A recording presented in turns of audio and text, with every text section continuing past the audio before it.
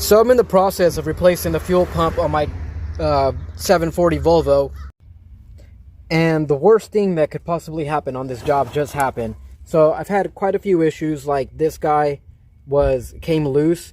The previous owner put some epoxy on there that just completely came off, so I went ahead and just kind of did the same. I put some JB weld on there.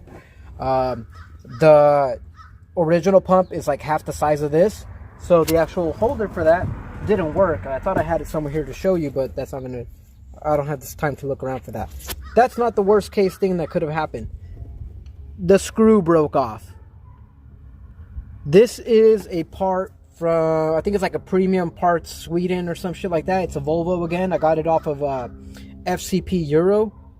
So what I'm gonna have to do now is put this guy back, because I could solder it on there, right? But if I solder it on there and if it gives me trouble, then I can't remove it. I'm gonna have to unsolder it, which actually, you know, that's not so hard to do. So I might do that. I might solder it and just put it on there, because I gotta make this work. Like, I've gone through so much trouble to get this thing running. I'm gonna call up a buddy now and see if he thinks this is a good idea, because I don't want to leave this and have to wait another week for this car. The main reason I need to get this guy running is because my dad is using my 240, and my 240 has a head gasket leak, so it's burning up coolant every now and again. I'm going to show you my fish tank, or my terrarium, while I finish talking about the job that I was on, right? So the fuel pump, I went ahead and called up my buddy. He didn't answer me, so I just went ahead and put the original pump back on. In the process of putting the original pump back on, I found that there was actually no power getting to the pump. It had like 8 volts, which was not enough. So I went ahead and pulled it off.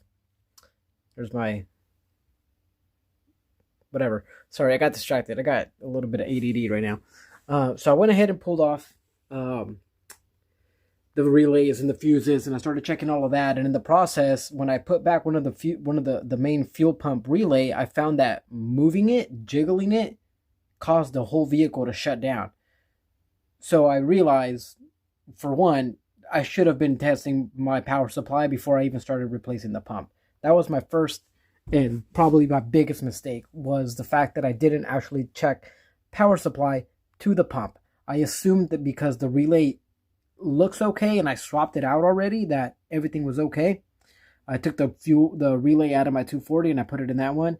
And just remember to use a multimeter before you start replacing parts. Always check before you replace.